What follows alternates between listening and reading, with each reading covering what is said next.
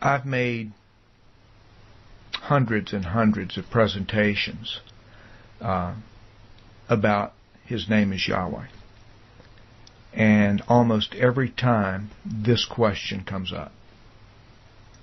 What if I was brought to salvation through the name Jesus? Am I safe? Am I okay? And my only problem answering that question is that the Bible doesn't deal with it.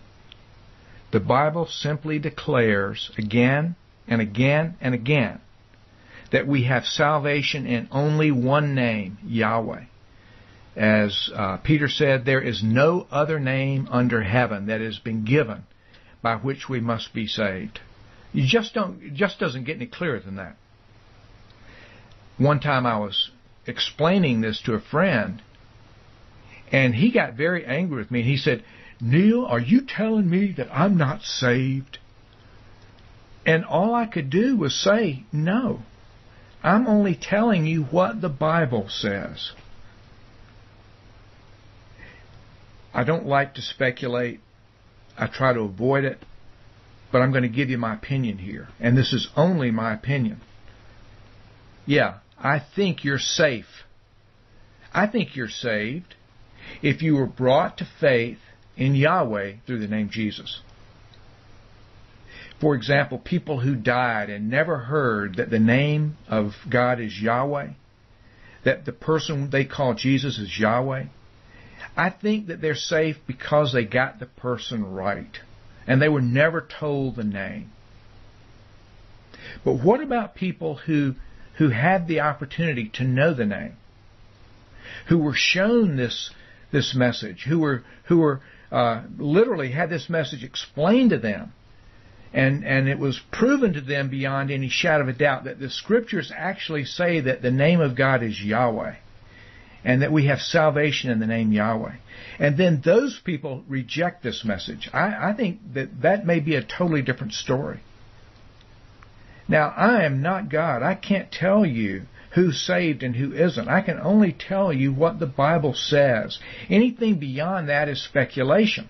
And I assure you, it is dangerous to speculate in this area. Now, think about this. Yahweh led the children of Israel out of Egypt. There were 10 plagues in Egypt. All the children of Israel got to see these 10 plagues. In rapid-fire succession, they saw things that no other people in the history of the world had ever seen, and they knew that Yahweh had done those things. Yahweh led them out of Egypt, and they crossed through the Red Sea. Very unusual, very strange. They knew that Yahweh had done that.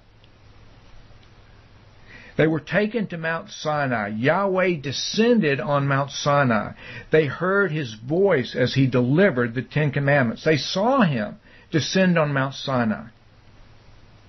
Then Yahweh calls Moses up to the top of the mountain.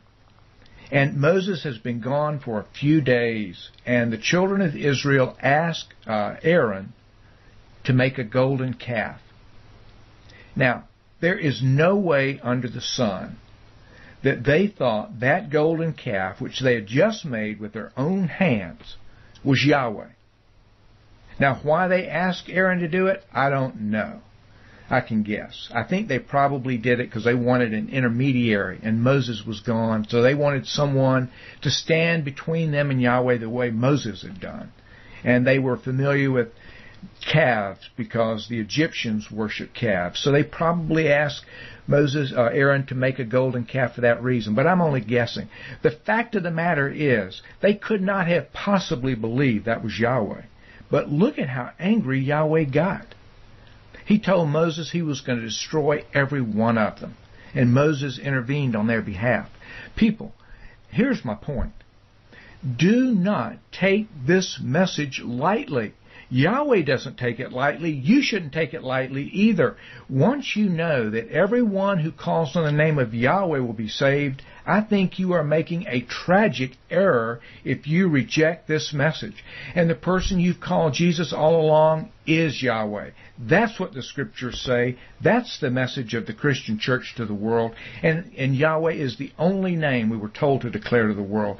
That much is absolutely certain. And I don't care who says different. That's what the Bible says.